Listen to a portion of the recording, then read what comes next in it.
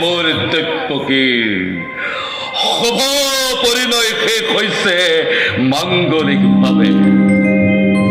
অতি সখী মই বসুদেৱৰ হাতত ভৰিতেকে সমৰ্পণ কৰি আজি মই অতি সন্তোষিত।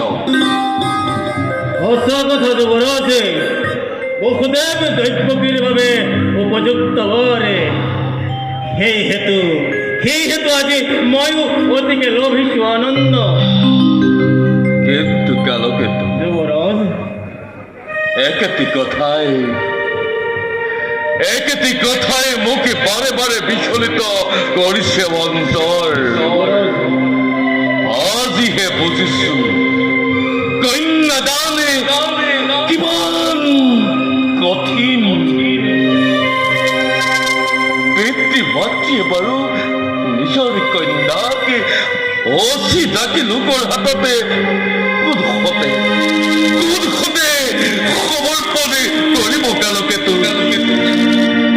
যুৱৰাজ, ই যে জগতৰে চিৰন্তন ৰীতি। পুত্ৰ হলে পুৰা কন্যাই গৃহ শোভা কৰে, কন্যা হলে গতি কৰে পৰৰে গৃহলৈ। কিন্তু কালকেতু বুঝদি নামানে মনে দৈবকে ভৰি দিছে মোৰ অতি আদৰৰ। পঠিয়াই তাইক মই দূৰলৈ। কিবতে থাকো আজি মই সৈন্যকাৰে গতে।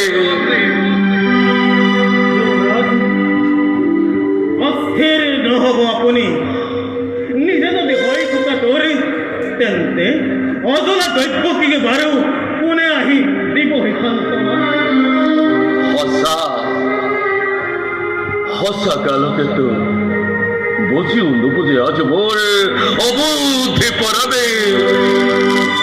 দৈবকী যে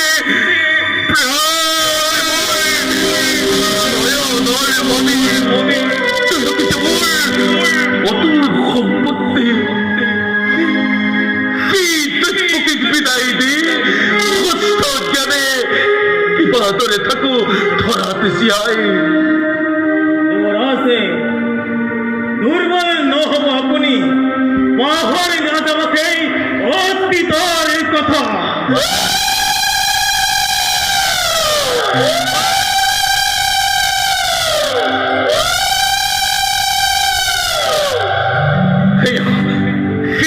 কালকেতু অভক্ষণে সাপিছে ওচৰে শেষ দৈপকীৰ বিবাহ কাৰ্য।